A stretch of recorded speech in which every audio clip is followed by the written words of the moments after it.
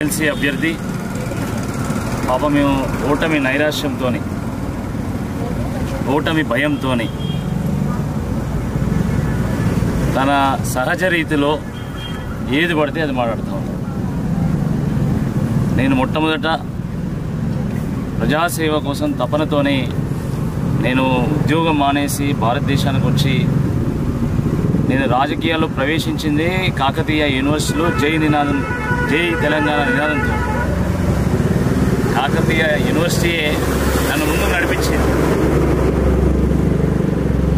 Osmania university నాయకుల ద్వారా నేను రాజకీయ పాఠాలు నేర్చుకున్నాను. కాబట్టి ఈ చిల్లర మల్లర వ్యాఖ్యలతో ఎవరు కూడా ఏకీభవించారు. ఈరోజు ఉన్నతమైనటువంటి రాజకీయ విలువలు గెలుస్తూ ఉన్నాయి. ఈరోజు సేవా దృక్పథం గెలుస్తూ ఉన్నది. ఒక స్థిరమైనటువంటి ఒక వ్యక్తిత్వం గెలుస్తూ ఉంది తప్ప ఈ చంచలమైనటువంటి మనసు, ఈ స్వభావము లేదా అహంకారము, బెదిరింపులు, బ్లాక్మెయిలింగ్లు ఎక్కడ కూడా గెలవు.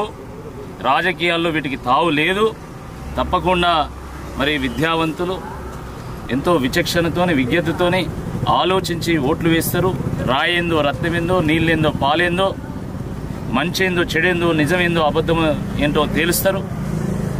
నేను ఇన్ని రోజులు ప్రచారంలో కూడా ఎక్కడ కూడా పొరపాటున కూడా నేను ప్రత్యర్థి కాబట్టి వారి మీద బురద జల్లాలనేటువంటి ప్రయత్నం చేయలేదు. కానీ మొదటి నుండి కూడా ఏదో రకంగా బురద జల్లడము, ఏదో రకంగా సానుభూతి తెచ్చుకునేటువంటి ఒక ప్రయత్నం, రకరకాల చిల్లర స్టంట్స్ ఇవన్నీ కూడా చేస్తూ ఉన్నారు. ఇది సరైనటువంటిది కాదు. అందుకనే కాంగ్రెస్ పార్టీ పాపం కార్యకర్తలు కూడా ఇలాంటి వ్యక్తి ఉండకూడదు, ఇలాంటి వ్యక్తి గెలవకూడదు అని చెప్పి వాళ్ళు భావించి మరి కార్యకర్తలు కూడా ఈరోజు కాంగ్రెస్ పార్టీ కార్యకర్తలు కూడా మాకు సపోర్ట్ చేస్తున్నారు. భారతీయ జనతా పార్టీ క్యాడర్ మొత్తం కూడా మాకు సపోర్ట్ చేస్తుంది.